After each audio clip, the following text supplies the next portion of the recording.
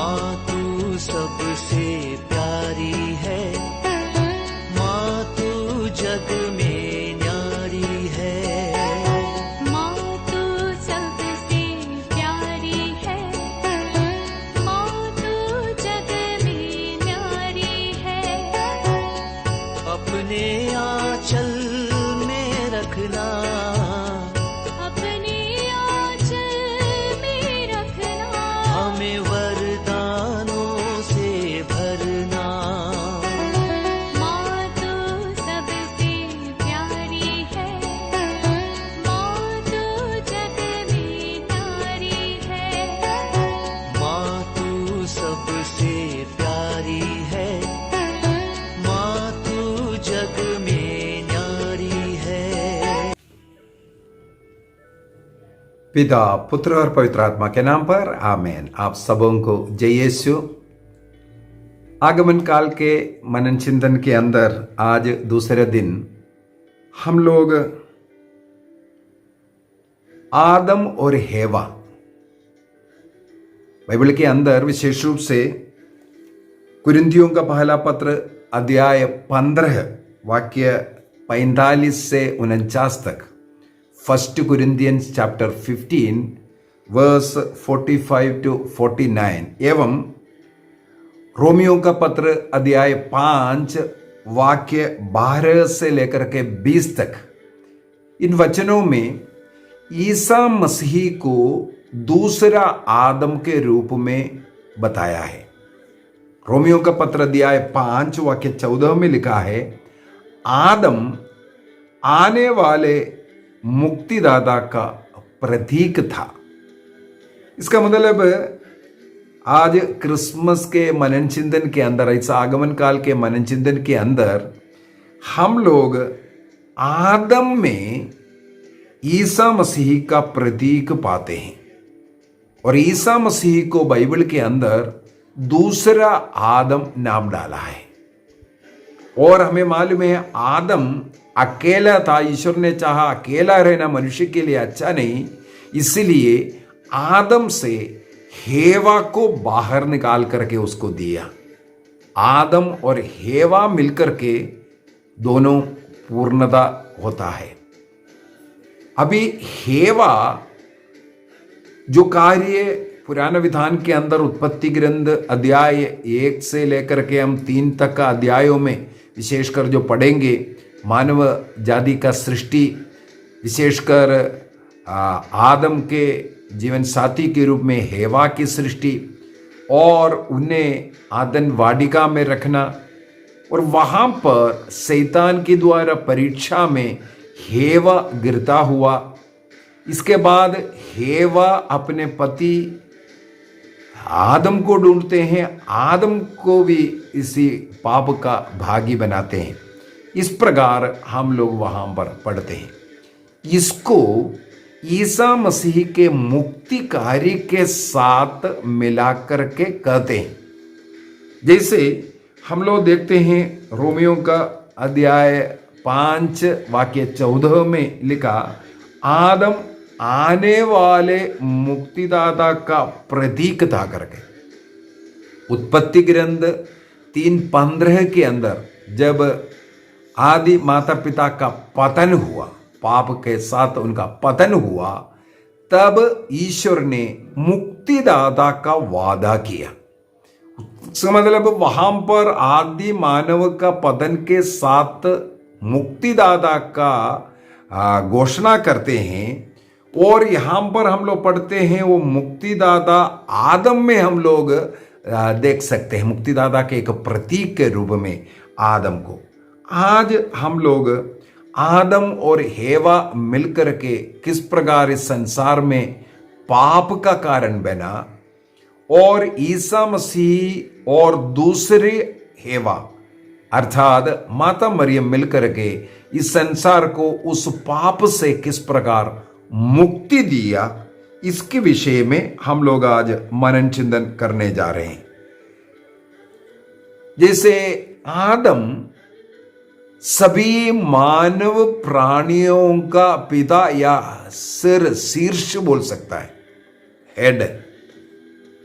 सभी मानव जाति का शीर्ष हेड के रूप में आदम को रखा है, और वो हेड पाप में गिरने के कारण अभी हमें एक दूसरा हेड शीर्ष की जरूरत है। ये किस प्रकार हो सकता है? जैसे उत्पत्ति ग्रंथ अध्याय 2 के अंदर हम लोग पढ़ते हैं, ईश्वर ने आदि मनुष्य को गहरी नींद में डाल करके उस आदम से हेवा को निकाला। लेकिन नया आदम और हेवा किस प्रकार है? सबसे पहले हेवा आई, हेवा से आदम को निकाला, दूसरे आदम को हेवा से निकाला। अभी इसका क्या जरूरत है? ईव ने, हेवा ने सबसे पहले पाप किया, इसके बाद वह अपने पति पुरुष को देखा। इसका मतलब है हेवा पहले पाप किया, इस कारण संसार में पाप और मुक्तिदाता का आगमन है। इसलिए सबसे पहले दूसरा हेवा आई, सबसे पहले दूसरी हेवा आई, इसके बाद उस पाप को हारने, नष्ट करने वाले, मुक्ति देने वाला मुक्तिदाता आ गए।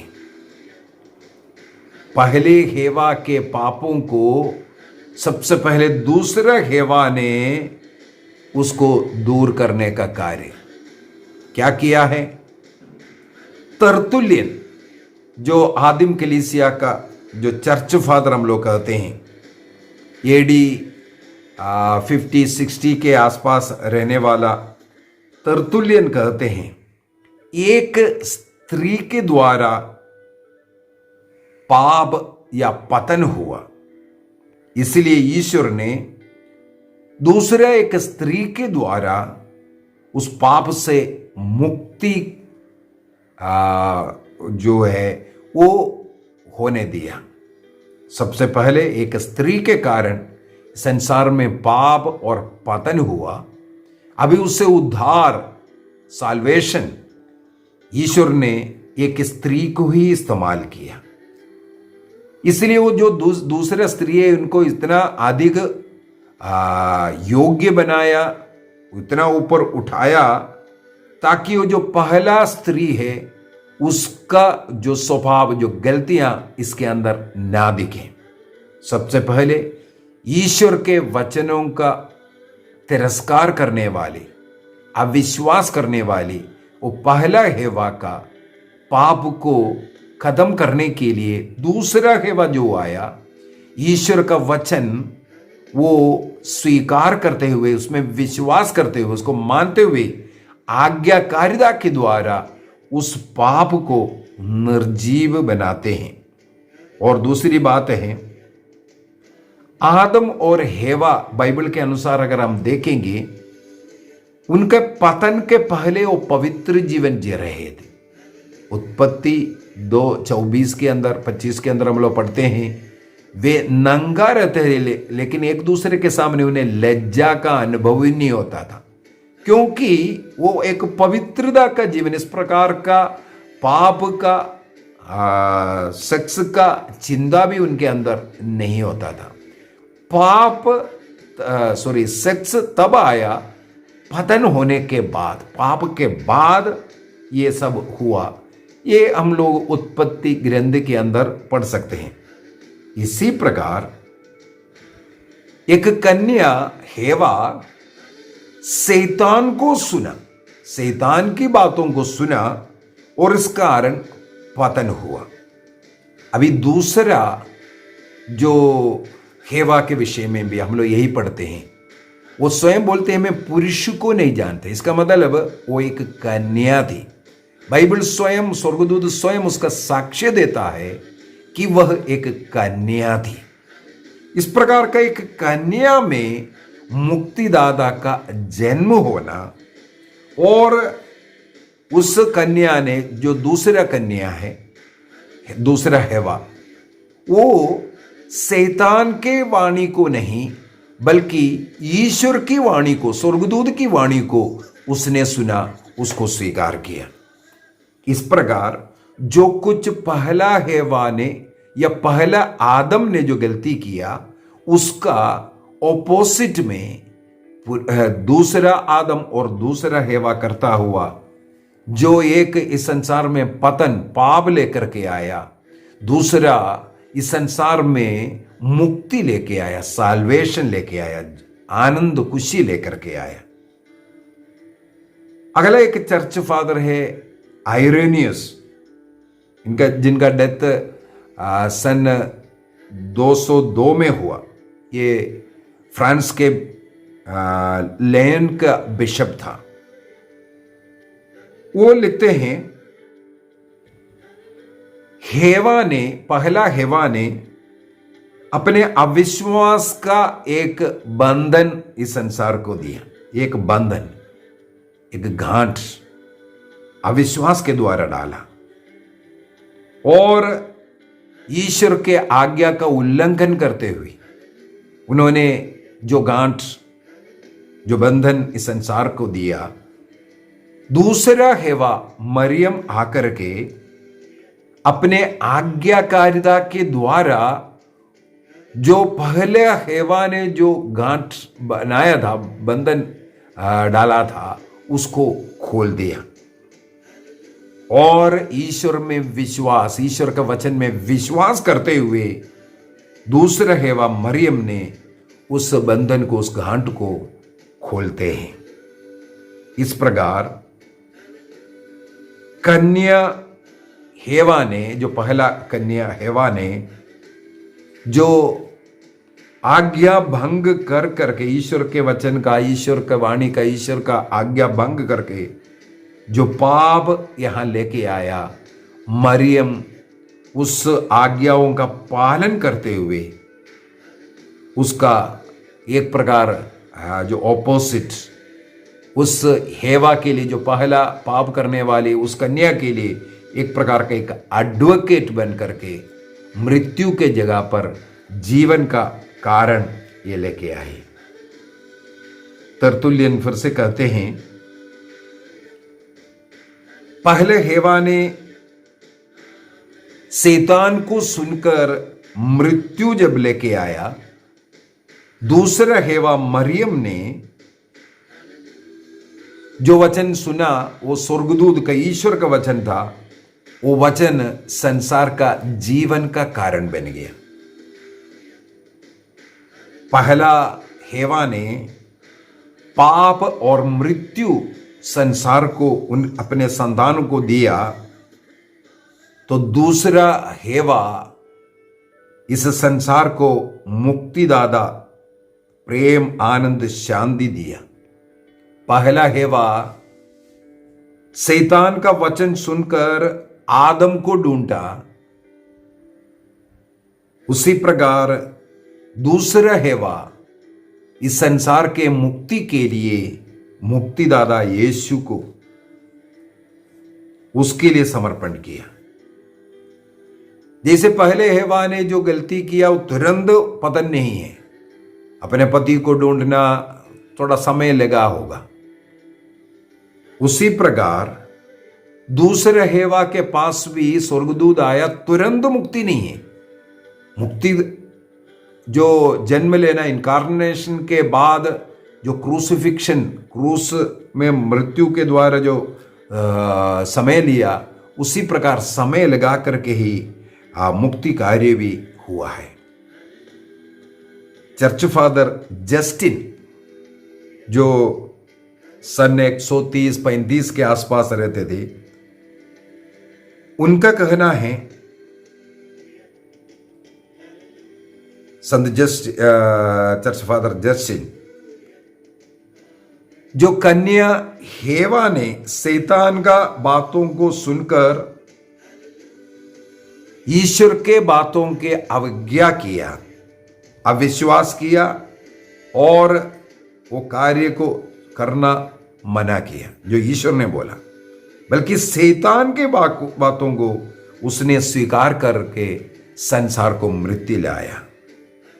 उसी जगह पर दूसरा हेवा वर्जिन मैरी ने क्या किया, अपने विश्वास प्रभु पर प्रकट करते हुए पवित्र आत्मा को ग्रहण करते हुए ईश्वर के पुत्र को इस संसार में लेके आया। पाप के जगह पर संसार को मुक्ति देने के लिए मुक्तिदाता को इस संसार में लेके आया। इस प्रकार अनेकों चर्च फादर्स माता मरियम को दूसरा हेवा के रूप में, और ईसा मसीह जैसे बाइबल में संत पौलुस स्वयं लिखा है वो दूसरा आदम है करके। जैसे मिट्टी का बना हुआ मनुष्य उस मिट्टी से बने हुए आदि मानव के समान, और जो ईसा मसीह में जो स्वर्गीय उस मनुष्य में एक बन करके रहेगा वो आत्मिक रूप से इस प्रकार एक बनने के विषय में उत्पत्ति ग्रंथ अध्याय 3 वाक्य 20 एवं 21 में लिखा है, हेवा,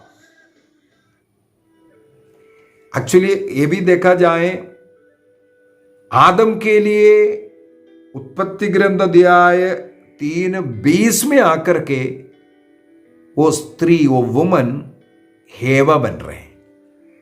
वहां पर लिखा है उसको आदम ने हेवा नाम डाला क्योंकि सभी मानव का वो मां बन गया। इसी प्रकार ईसा मसीह भी अपने मां को, जैसे योहन का सुसमाचार अध्याय 2 में और अध्याय 19 में हम लोग देखते हैं ईसा मसीह का पब्लिक लाइफ का शुरुआत में और अंत करते हैं क्रूस पर, अपनी मां को वह स्त्री कह करके पुकारते हैं। जैसे आदम के लिए, पहले आदम के लिए वो एक वुमन था जब तक उनका पतन नहीं हुआ था। पतन होने के बाद आदम कहते हैं ये सब मानव जाति का ये मां बन गए। इस कारण सभी मानव जाति उनके उसके कारण, उस एवा के कारण आज पाप में जन्म ले रहा है। इसी प्रकार ईसा मसीह भी अपने मां को वुमन कह करके उस मुक्ति कार्य जब हुआ वहां पर प्रभु, इसके बाद योहन से कहते हैं, योहन वहां सभी मनुष्य जो लोग ईसा मसीह में बपतिस्मा लेकर मसीह से जुड़ा है और मसीह जिसे प्यार करता है उनके मां के रूप में मरियम को दिया। मदर शब्द वहां पर ले आए, मां बन गया। आज इस प्रकार मुक्तिदाता ने, जो कोई व्यक्ति ईसा मसीह में एक बन जाता है बपतिस्मा के द्वारा, या ईश्वर का संतान जो लोग बनता है, उनके लिए मां के रूप में मरियम को दिया। एक बार और बोलना चाहूंगा, जो कोई ईसा मसीह में एक बनता है, जो ईश्वर का संतान बन जाता है, योहन का पहला पत्र 3:1 में हम ईश्वर का संतान कहलाते हैं। तो हम यदि ईश्वर का संतान है, हमें मां के रूप में मरियम को दिया, क्योंकि वो मुक्तिदाता का मां है। जो मुक्तिदाता का मां जितने भी मुक्ति प्राप्त किया उनका भी मां है। Mother of the Redeemer is the mother of the redeemed one. जितने भी मुक्ति प्राप्त किया उन सबों की मां ये इस प्रकार बन जाते हैं। तो क्रूस में माता मरियम को हमारी मां के रूप में ईसा मसीह ने ऐसा दिया। और दूसरी एक और बात, ईसा मसीह ने अपने पिता को, स्वर्गीय पिता को, सृष्टिकर्ता ईश्वर को अब्बा पिता कह करके पुकारो बोल करके हम लोगों को सिखाया। किसको सिखाया? शिष्य लोगों को सिखाया।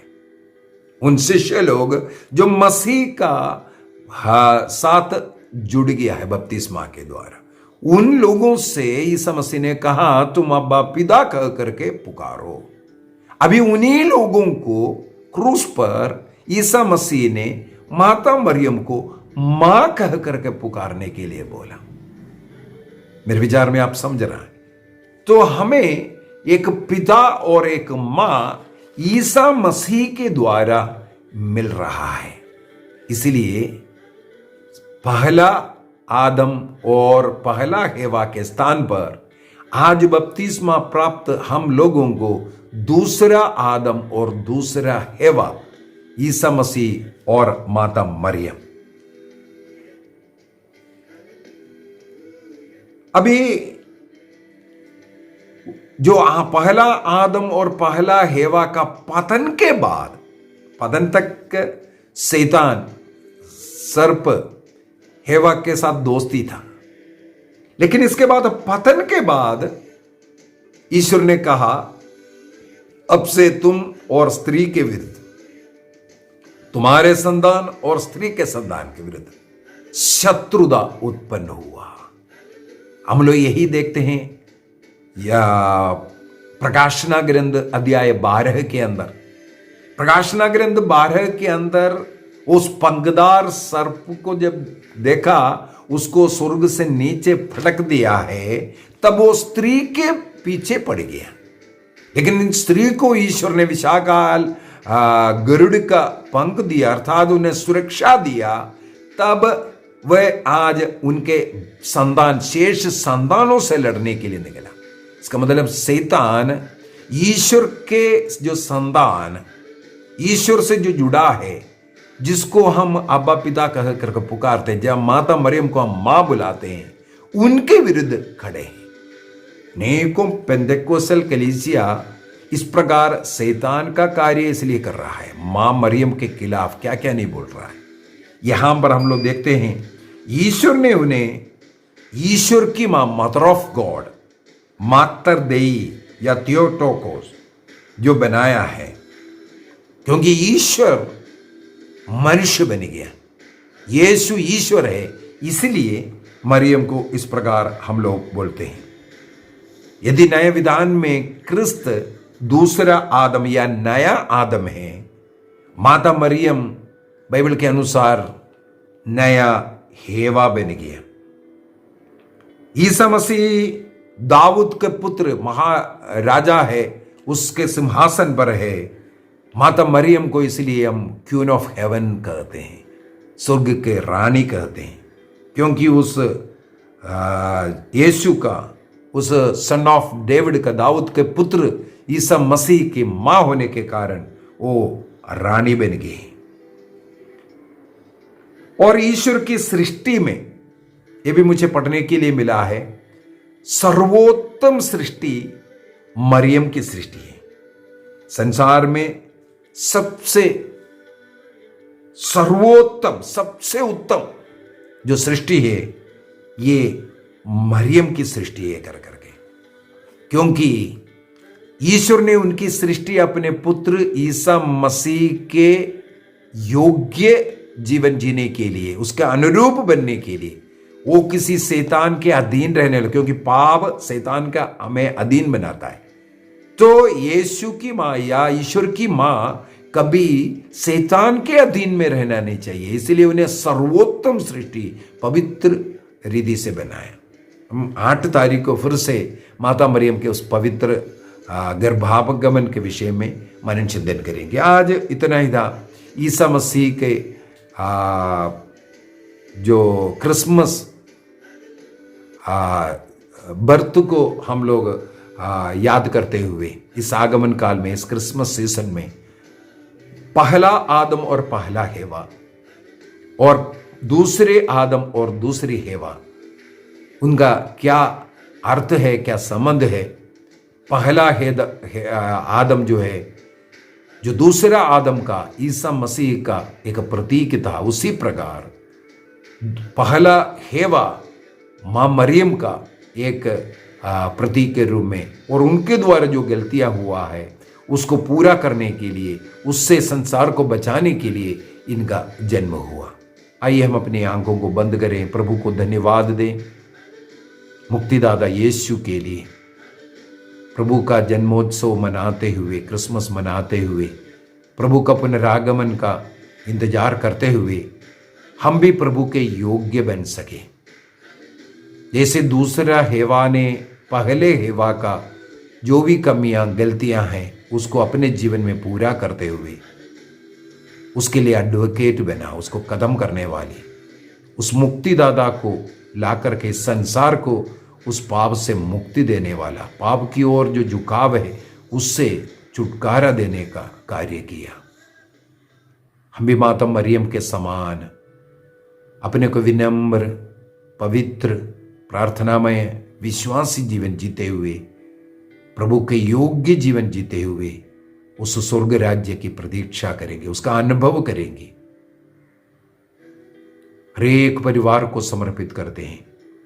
परिवार में लड़ाई झगड़ा समाप्त हो, हर एक परिवार में रोज पारिवारिक प्रार्थना होवे।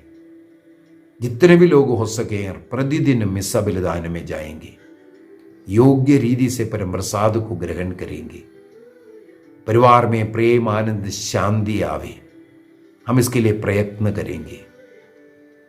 परिवार के सभी लोगों को कृपा अनुग्रह मिले, बीमार लोगों को पूर्ण रूप से चंगाई मिले। जो विवाह करना चाहते हैं, विवाह में जो भी रुकावट, बाधाएं नहीं हो रहा है, वो बाधाएं दूर हो जाएं। निसंतानों को संतान की आशीष मिले। हताश निराश लोगों को प्रभु में आनंद शांति मिले। बेरोजगारों को रोजगारी मिले। सभी गर्भस्थ बच्चों को अनुग्रह आशीष मिले। हमारे बच्चों को, हमारे परिवार को समर्पित करें। इस आगमन काल में अच्छा जीवन जीने का निर्णय करें। प्रभु के योग्य जीवन जिएंगे। बुराइयों को त्यागने का, मेल मिलाप का जीवन जीने का निर्णय करें। पिता, पुत्र और पवित्र आत्मा के नाम पर आमीन। आप सबों को जय यीशु।